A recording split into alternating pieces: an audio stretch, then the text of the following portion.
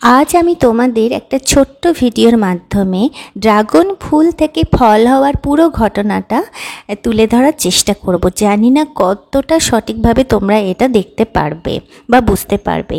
এই ড্রাগন ফুল সাধারণত রাত্রেবেলাতেই ফোটে, আর রাত্রেবেলাতে যেহেতু বিভিন্ন কীটপতঙ্গ আসার সম্ভাবনা কম থাকে, তাই পরাগ সংযোগটা কিন্তু তোমাদেরকেই করে নিতে হবে।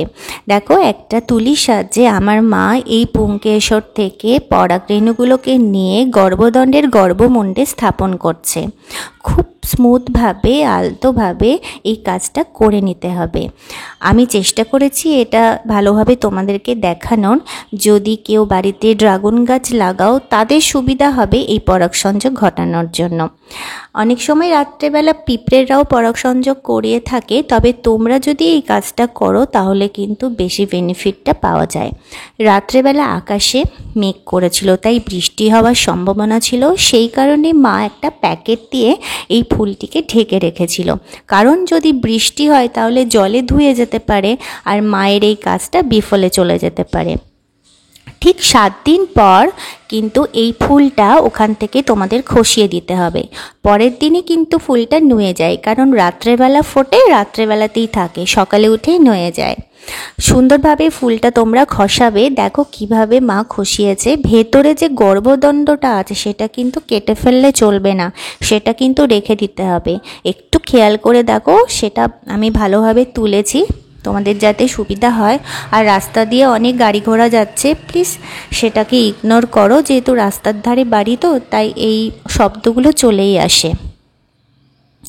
এই ফুলটা কিন্তু তোমাদের খসিয়ে দিতে হবে এবং এই কাজটা তোমাদের মাস্ট করতেই হবে, নাহলে কিন্তু পিঁপড়ে লেগে ফল নাও ধরতে পারে। দেখো, আস্তে আস্তে ফলগুলোর পাকন শুরু হয়েছে এবং এর কালারগুলোও আসতে শুরু করেছে। এটা দেখাচ্ছে কি সুখ। যারা নিজে থেকে দেখেছো, যাদের বাড়ি ড্রাগন গাছ আছে বা অন্যান্য গাছ আছে, ফল ধরতে দেখছো, তারাই বুঝতে পারবে। আমিও চেষ্টা করলাম তোমাদের সামনে তুলে ধরার। দেখো, আজকে 30 থেকে 35 দিন ফুল ফোটার পর থেকে আজকে আমরা এই ফলগুলো পেরে নেব, কারণ 30 থেকে 35 দিনের পরই এই ফলগুলো পেকে যায়। যেহেতু এই গাছটা ছোট থেকে বড় করেছে আমার মা বিভিন্ন পরিচর্যা করে, তাই আমরা ঠিক করেছি মায়ের হাত দিয়ে প্রথম ফলগুলো পাড়া হবে এবং ঠাকুরকে দেওয়া হবে, তারপরেই আমরা সেই ফলগুলো খাবো।